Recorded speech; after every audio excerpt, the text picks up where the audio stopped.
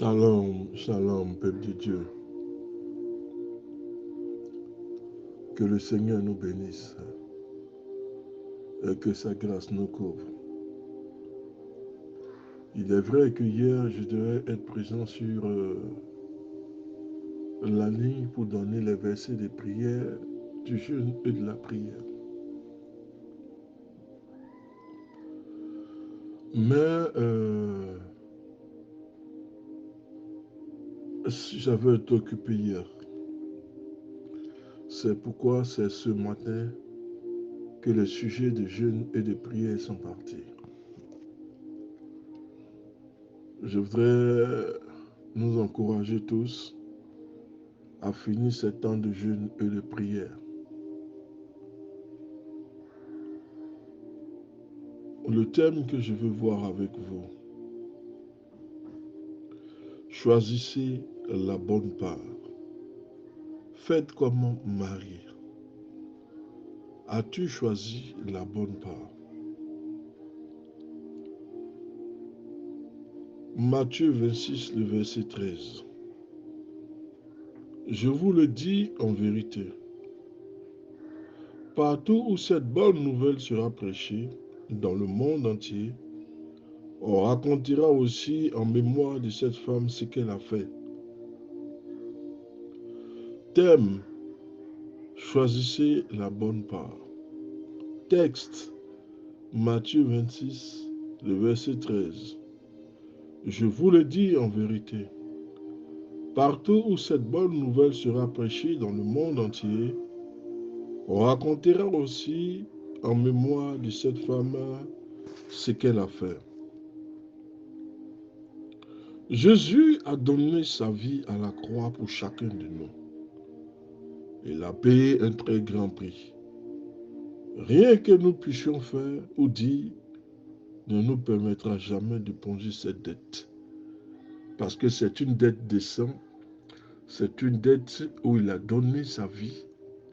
Et personne d'autre n'aurait accepté de donner sa vie pour les autres. Au contraire, les gens veulent prendre la vie des autres pour s'éterniser. On ne peut pas s'éterniser on ne peut pas s'éterniser sur cette terre. On ne peut pas s'éterniser sur cette terre. Jésus a donné sa vie pour les autres. Il a donné sa vie pour les autres.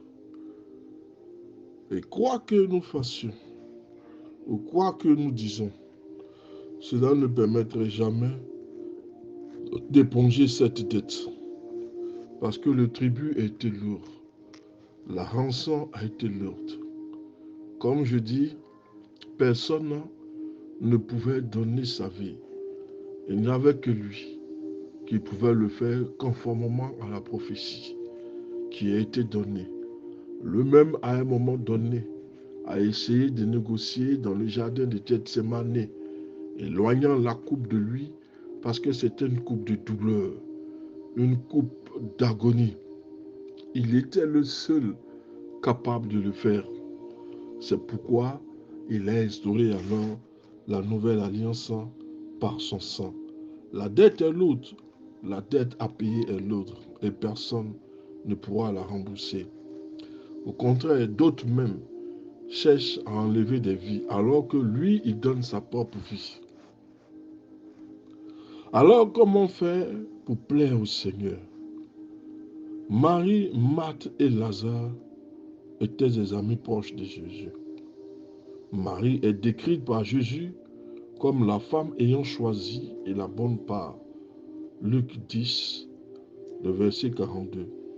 On retrouve Marie encore au pied de Jésus, c'est-à-dire 2 fois. Elle s'est retrouvée au pied de Jésus de Nazareth. 2 fois, Marie s'est retrouvée au pied de Jésus de Nazareth. La première fois pour l'écouter et la deuxième fois pour oindre Jésus de Nazareth d'un parfum. En ce moment, elle était en train de prophétiser, de poser un acte prophétique que beaucoup n'ont pas compris. Jean 12, le verset 3. Les 2 fois elle rencontre de l'hostilité et de la critique. La première fois de la part de sa propre sœur et la deuxième fois de la part de ses disciples incités par Judas.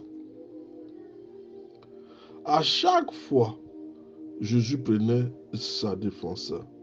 Il fait taire les reproches de Marthe, sa sœur, en lui disant que Marie avait choisi la bonne part. Ensuite, il fait taire les critiques de ses disciples en leur disant, je vous le dis en vérité, partout où cette bonne nouvelle sera prêchée dans le monde entier, on racontera aussi en mémoire de cette femme ce qu'elle a fait. Matthieu 26, le verset 13. Lors de ces deux occasions, Marie a une attitude d'adoration et de méditation sans vraiment faire attention à la bienséance sociale ou au politiquement correct. En fait, ce qui intéressait Marie, c'était d'être au pied de Jésus de Nazareth. Elle a choisi la bonne part. C'est vrai qu'elle n'a pas dit à Jésus, veux-tu de l'eau? Est-ce que Jésus était dans les conditions? Elle n'a pas regardé à tout cela. La présence de Jésus de Nazareth lui suffisait amplement. C'est pourquoi le Christ dit à sa sœur, pour faire taire les critiques, qu'elle a choisi la bonne part, au lieu de s'affairer à plusieurs choses à la fois. La seule chose qui l'intéressait, c'était la parole de Dieu. Marie est allée 2 fois au pied de Jésus. La première fois, c'était pour l'écouter, et la deuxième fois, c'était de verser le nectar. La première fois, c'est pour l'adorer. Elle voulait l'adorer. Marie a une attitude d'adoration la première fois et de méditation, et sans vraiment faire attention à la bienséance sociale ou au politiquement correct. Elle ne comprenait peut-être pas toute la signification de ses actes, mais son dernier geste a une grande portée symbolique. Marie va briser le vase d'albâtre. Elle va briser le vase d'albâtre qui était un vase d'une grande valeur, une valeur pécuniaire vraiment très élevée, en brisant un vase d'albâtre qui renferme un parfum d'un grand prix, Matthieu 26, le verset 7.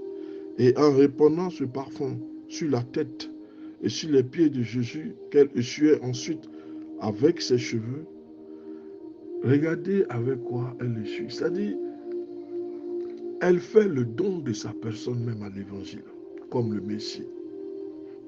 Elle ne prend pas un chiffon, une serpillière, non.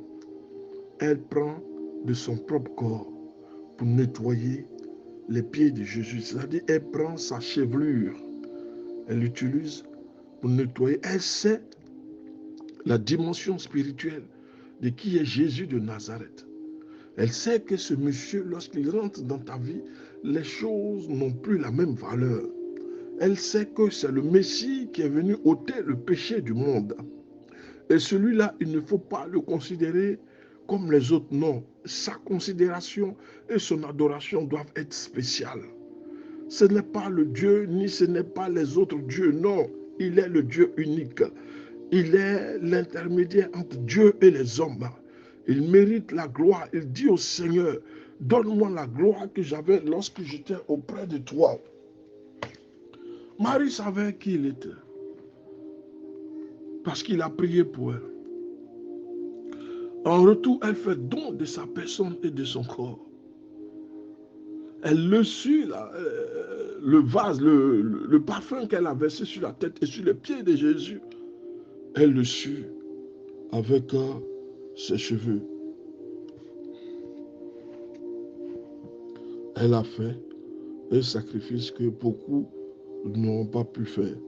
Elle le sut ses cheveux, elle prend ses cheveux, elle essuie les pieds et la tête du Messie. Elle donne l'exemple d'un sacrifice considérable. De cette manière, elle exprimait son amour et sa gratitude envers le Messie. Regardons de plus près les critiques. Selon sa sœur, elle aurait dû s'affairer dans le service. Pour les disciples, elle aurait dû utiliser son argent d'une autre manière. Elle a tout investi pour le ministère du Messie. Elle a fait don de sa personne et de son argent et de tout ce qu'elle possédait comme valeur. Elle a considéré le Messie à la mesure qu'il devait être considéré. Elle a adoré, elle a médité ses paroles. C'est pourquoi le Messie en récompense dit ceci. Je vous le dis en vérité. Partout où cette bonne nouvelle sera prêchée dans le monde, on racontera aussi en mémoire de cette femme ce qu'elle a fait pour le Messie. Selon sa sœur, elle aurait dû s'affairer dans le service. Pour les disciples, elle aurait dû utiliser son argent d'une autre manière. Vos proches ou même parfois d'autres membres de notre famille, de notre église, vont nous critiquer si nous suivons l'exemple de Marie. Mais l'important n'est pas ce qu'ils disent, mais ce que Jésus dit à notre sujet. Que l'Esprit Saint nous inspire dans l'adoration et que nous ayons à faire les temps et les gestes de Marie, à nous sacrifier corps, âme, argent pour le ministère. L'Éternel saura nous rendre cela. Il a témoigné de ce que cette femme avait une si grande dévotion. L'Éternel doit témoigner de chacun de ses enfants, de la dévotion qu'a chacun de ses enfants dans le ministère. Et non pas chaque fois aller à des critiques qui ne sont pas constructives, mais plutôt destructives. La Bible nous dit que ce qui est important, ce n'est pas les critiques que les gens vont lancer dans votre direction, mais c'est ce que le Seigneur va penser à votre sujet. Que le Saint-Esprit nous inspire dans l'adoration. Le pasteur Samuel.